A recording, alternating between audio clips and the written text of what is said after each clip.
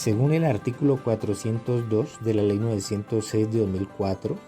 el testigo es quien únicamente puede declarar sobre aspectos que en forma directa y personal hubiese tenido ocasión de observar o percibir. Sin embargo,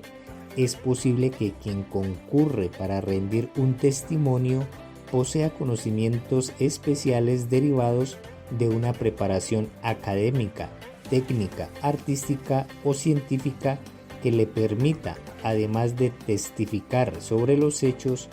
dar opiniones o apreciaciones respecto de estos, precisamente por su formación intelectual. En estos eventos se habla del testigo técnico o experto. En pacífica jurisprudencia, la Corte ha sostenido que aun cuando el testigo técnico no está consagrado expresamente en la Ley 906 de 2004,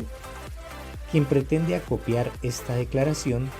debe exponer la pertinencia, conducencia y utilidad del medio de prueba,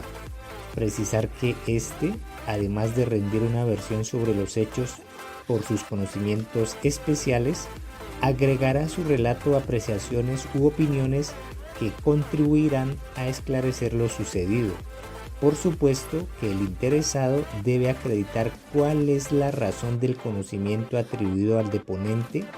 y cómo éste se verá reflejado en el testimonio. Sobre las diferencias entre el testigo común y el testigo técnico o experto, en decisión de la Corte Suprema de Justicia AP 22 de abril 2015, radicado 45711, se explicó. A. Aunque el concepto de testigo técnico no aparece consagrado ni regulado expresamente en la Ley 906 de 2004, ninguna dificultad ofrece su aplicación a los procesos seguidos bajo el procedimiento allí establecido, en razón de la remisión al Código de Procedimiento Civil, posible en virtud del principio de integración establecido en el artículo 25 de esa codificación. B. El testigo técnico es, de todas maneras, y a pesar de su cualificación especial, un testigo,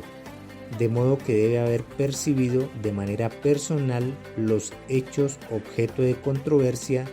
u otros relacionados directa o indirectamente con aquellos, pues sobre eso debe ocuparse su declaración. C. No obstante, el testigo experto se diferencia del común en cuanto, aunque ambos declaran sobre los hechos aprehendidos por los propios sentidos, el primero cuenta con cierta experticia en una determinada ciencia, técnica o arte de la que el segundo carece. Esa distinción fáctica entre uno y otro permite dispensarles un tratamiento jurídico diferenciado, de modo que mientras al testigo común le está vedado exponer apreciaciones o impresiones personales en el curso de su deposición, al testigo experto le está permitido, siempre que aquellas formadas como consecuencia de sus condiciones profesionales o académicas se relacionen con los hechos objeto del testimonio y contribuyan a mejorar su ilustración. Como se precisó en la providencia citada, vale agregar que el testigo técnico difiere de la prueba pericial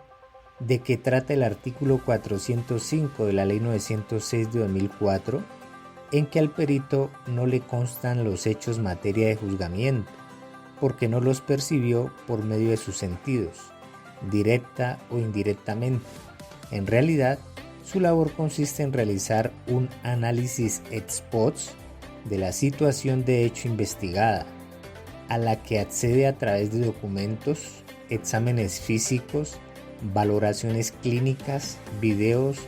fotografías u otros, no por su conocimiento personal, en tanto que el testigo experto o técnico se insiste si tiene un conocimiento directo de los sucesos materia de juzgamiento.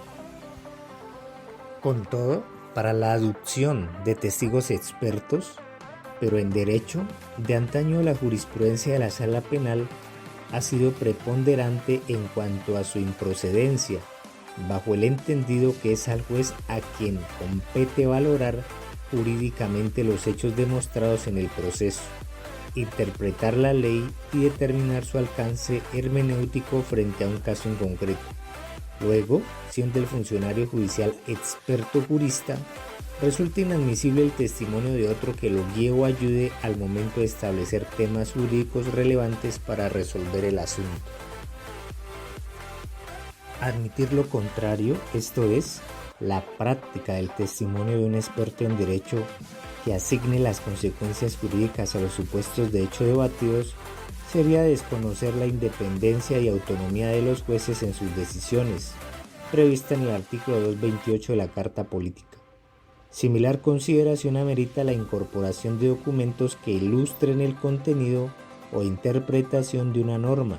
conceptos jurídicos o en derecho. Al respecto, la Corte ha señalado: no es posible, en materia penal, habilitar espacios de discusión a personas ajenas al proceso, que no tienen la calidad de sujetos procesales, testigos, peritos, ni indiciados, para que entren a plantear tesis sobre la forma como debe definirse correctamente el caso, o cómo debe ser interpretada una determinada norma jurídica. Como ya se dijo, esto no está previsto por el ordenamiento jurídico ni resulta indispensable de cara al principio procesal iura novit curia, de acuerdo con el cual no es necesario que las partes prueben el contenido de las normas jurídicas ni su interpretación, porque se parte del supuesto que el juez las conoce.